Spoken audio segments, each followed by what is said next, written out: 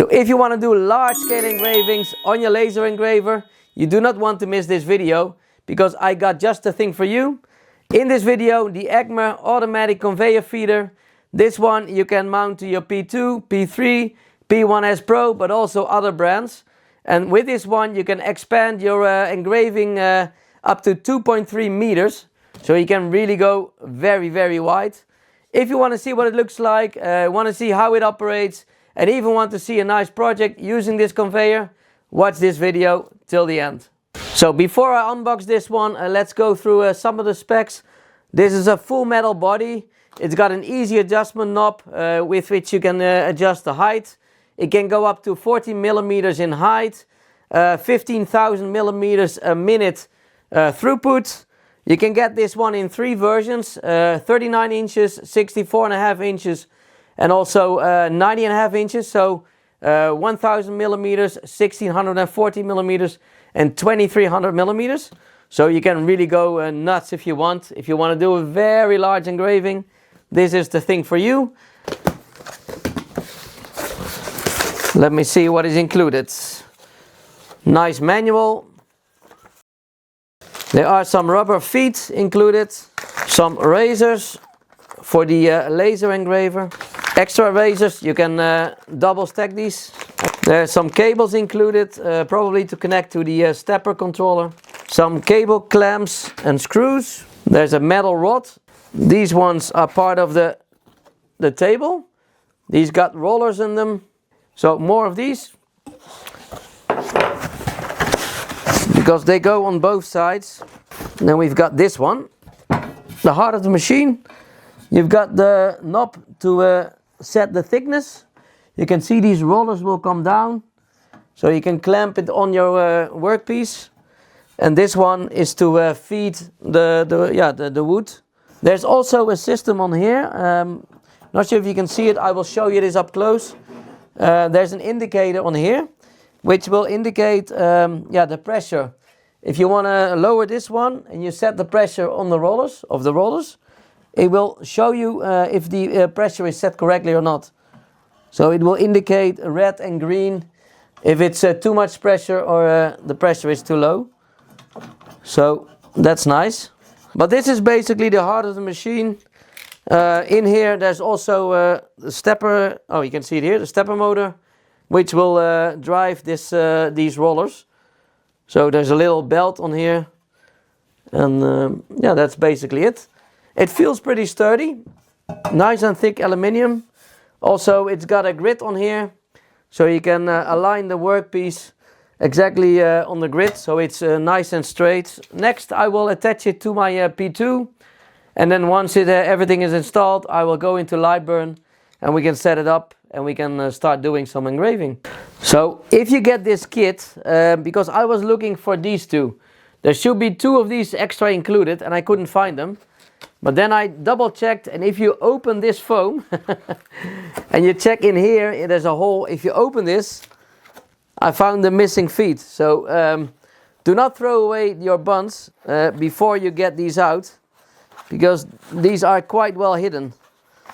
You can take out this one and then you can find them, but it's difficult to see. So good thing I double checked.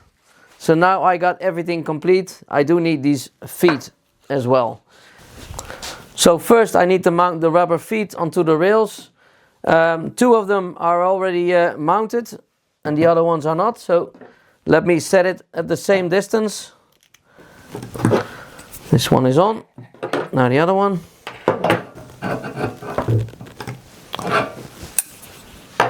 Okay. Now I need to mount these rails on both sides. You can put this one in here and then you can shift it, and you can decide the width of the rails depending on the material that you're going to use, but I will put it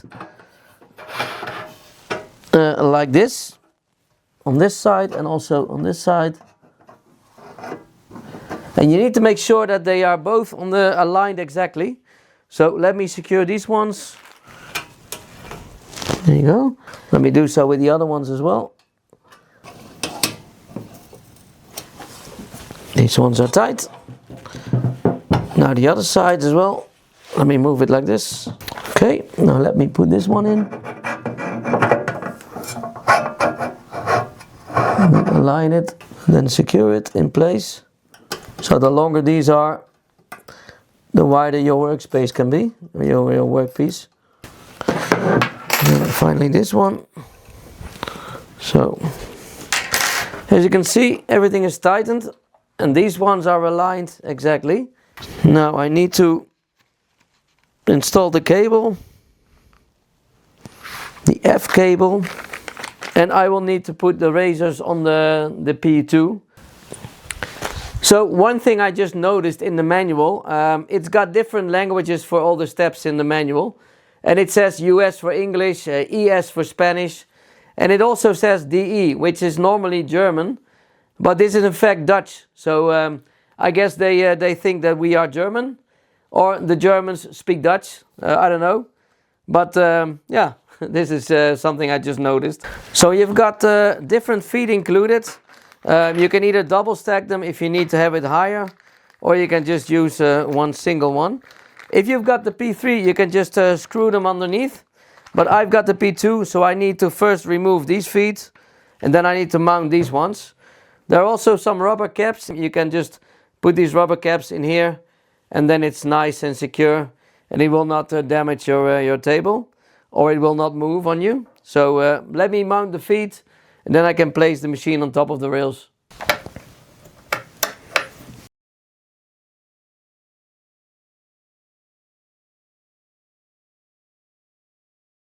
If you are using the P3, you can do with one razor. If you are using the P2 like I am, you need to double stack them and then put this one at the bottom. So it needs to be raised a little bit more. And you also need both the F cable and the, let me see, the A cable. Like so, you can see it doesn't wiggle. So now I need to put the machine on top of here. So let me put this one over here, and you can put this one on top of here. Then you need to connect the cables. It will go from the stepper motor all the way to the back. On the back of this P2 there's a switch that you can enable for the rotary and also for this one. So you will need to connect the F cable to the A cable for this machine. The F cable will go in the back of the machine in the connector. You can route it along the frame. You've got these cable clips with double-sided tape. You can put a zip tie in them to nicely tuck away the cable. And then if you turn this around at the back of the conveyor, you can route in the cable, and then you can connect it with the stepper motor, like so. So this way it is connected. So I've secured the cable using the zip ties. This is just a pressure roller that you can put on top of the other one. And then the way you load your plywood or your material, first raise the pressure rollers. Then you can put in this one. You can put it straight in, just along the grid. Then you can put it down until you got the right pressure. Now you can use the other knob to load it. You can raise the pressure roller so it will rest on the material, and that's basically it. So now everything is loaded. Next I need to set it up in Lightburn. I will do so in a minute, but you need to enable the rotary roller and do some settings based on the machine, which are mentioned in the manual. So I just mentioned that there's an indicator which has 3 levels: green, yellow and red. In the manual, at the end of the manual, there's a table which has all the different material types, and it will tell you the exact pressure settings. So for instance, a 3mm plywood, it will tell you need to set it to yellow for the correct pressure. If you've got foam, for instance, you will need to set it to green, so a little bit lighter. If you have a 10mm plywood, you need to set it to red, so very firm, because you don't want to have this shift. So this is actually mentioned in the manual, how to set the correct pressure. So let's get into Lightburn. I will show you the setup for the automatic conveyor for the P2, because I've got the P2. But if you have a P3 or another model, you can look it up in the manual. It is explained in there. So you need to go to laser tools, select rotary setup.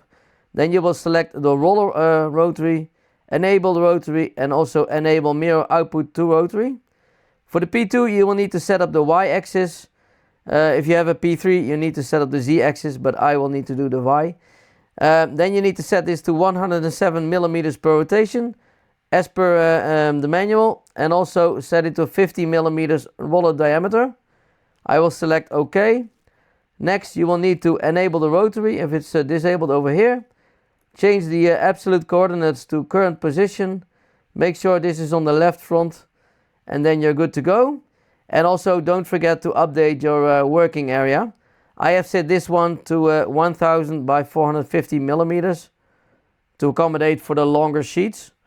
So that's basically the whole setup. Now you can use the rotary.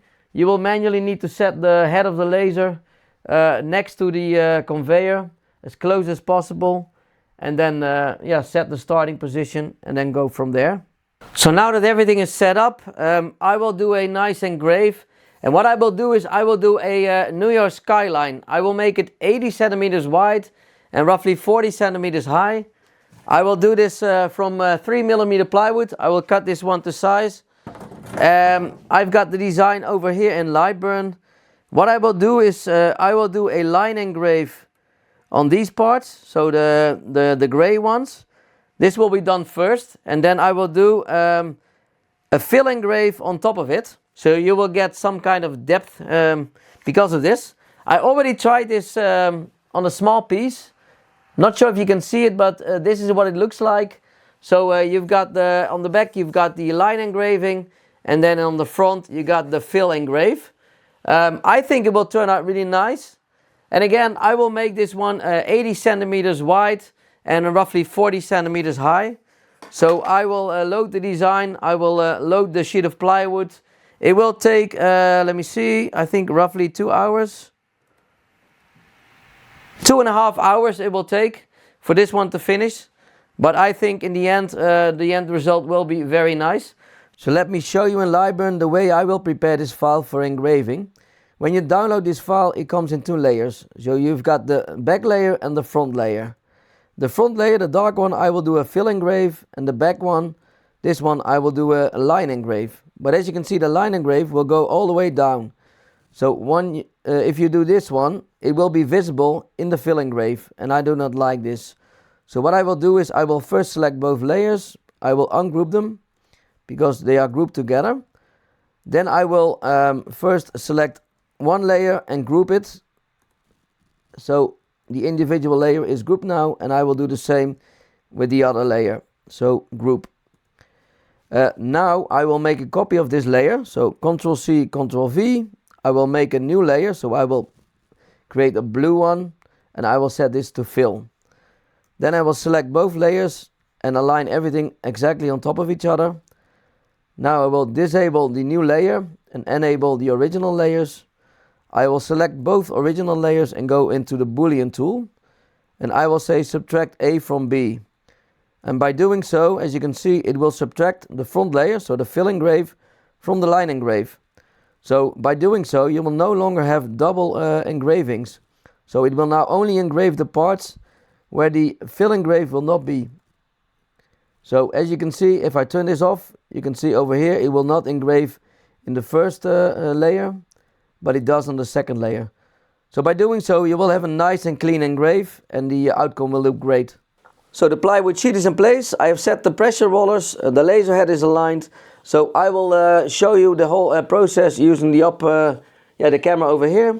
So you can follow along, and once this is completely ready, I will show you the end result, but I think it will turn out really nice. So let's do the framing to see if everything will fit on there. It will move all the way to the back, go down, and then move to the left again.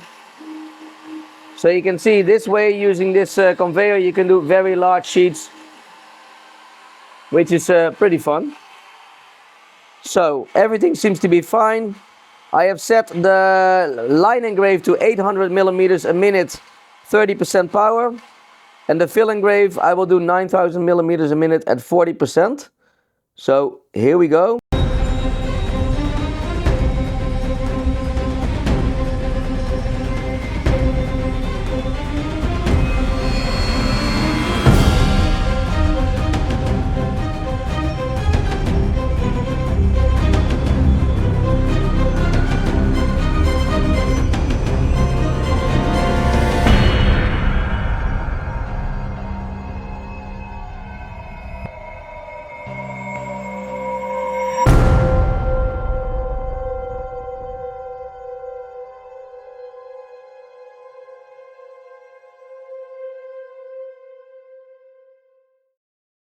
So the complete engraving is ready, and as far as I can see, it looks pretty sick.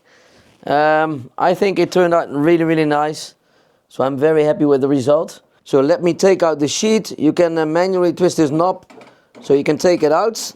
And I want to show you the whole engraving all at once. I think it turned out really nice. Let me know what you think about this one in the comment section. Here we go. As you can see, the line engrave did not interfere with the fill engrave whatsoever, so that turned out great. I really like this nice and dark color. You can feel it's in there, but not too deep. I can really recommend this design. Yes, it takes some time to create, but I think the end result will speak for itself. I also do like the automatic conveyor system. The nice thing is, once you are ready, you can take this off and you're left with a normal size laser engraver. You can also get the extension kit for this one, so you can do large engravings as well. But once you are ready, you are stuck with a large laser engraver. With this system, you can just take it off, and again, you have your normal size laser engraver once you're done, so for the smaller projects. And for me, it worked out great, as you can see. No issues whatsoever with the engraving. You do have to take into account that you need some little extra space over here. Yeah, you need this for the rollers to be able to catch the plywood. So I will cut this off. For me, that's not a big deal. So you need to take this into account. But again, I think that's just a small sacrifice for a nice and large engraving like this one. So again, let me know in the comment section, what do you think about this this result. So the first part of my project is ready.